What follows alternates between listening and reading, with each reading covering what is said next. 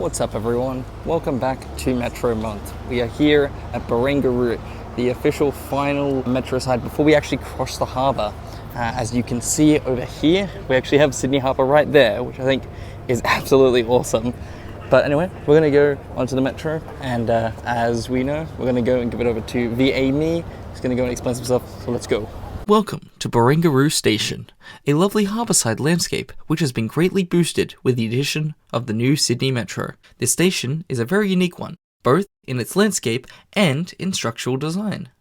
Starting on the platform level, we notice that the designs have been built similar to Central and Waterloo's platforms, in which both platforms are connected on one long corridor.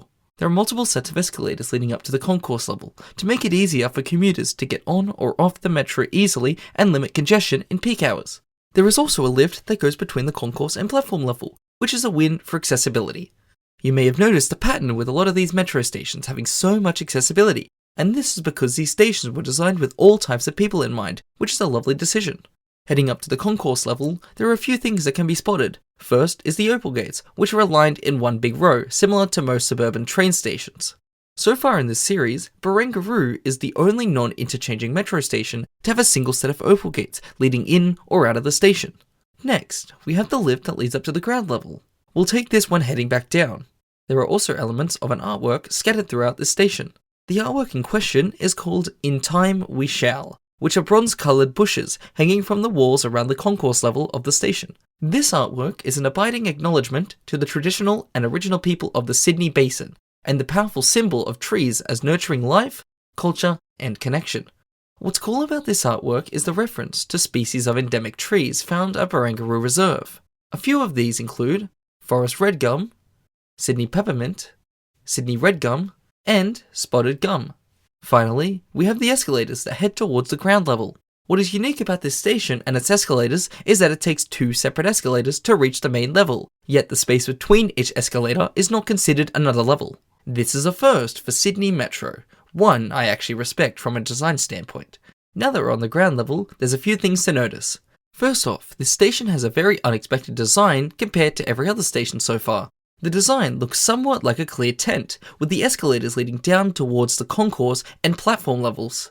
Though it may not be the most impressive looking station entrance, I believe it actually works really well with the landscape of South Barangaroo, due to this section being pedestrianised, to allow commuters who may be working in the main Barangaroo hub, or who simply want to see the harbour up close to get to this precinct much easier. We can get quite close to the harbour, due to a small dock being built before the station was opened. Since it is located nearby the station entrance, this makes it available to get a good view of the ferries leaving and entering the wharfs at Circular Quay. Walking towards the main hub at Barangaroo to the left of the station, we have access to some ferries at Barangaroo, though it is a bit of a walk from the station, as well as dining and work facilities. To the right of the station is an open pedestrian walk around the harbour towards the Circular Quay precinct and above ground station. What's great about Barangaroo as well is that the station is only just over there, like the little bit.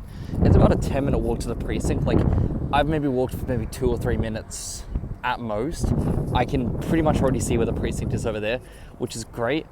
And what's pretty cool is you could walk the other way and head back that way, which is to the right of the station. And that'll actually take you around to Circular Quay, which is just pretty cool. Though, to be fair, I don't think people are coming to Barangaroo to go to Circular Quay, and if you are, fair enough.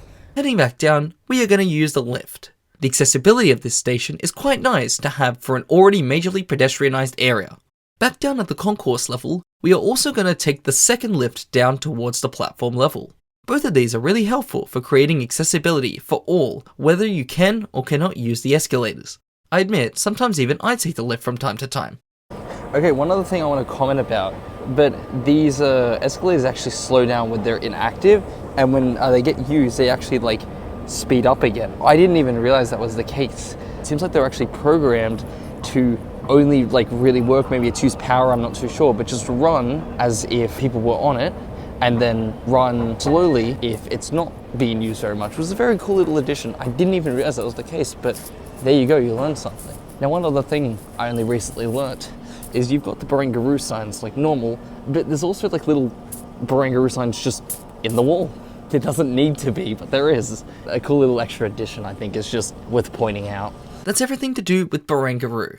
Stick around for the next episode where we cross the harbour and reach North Sydney's new station, Victoria Cross.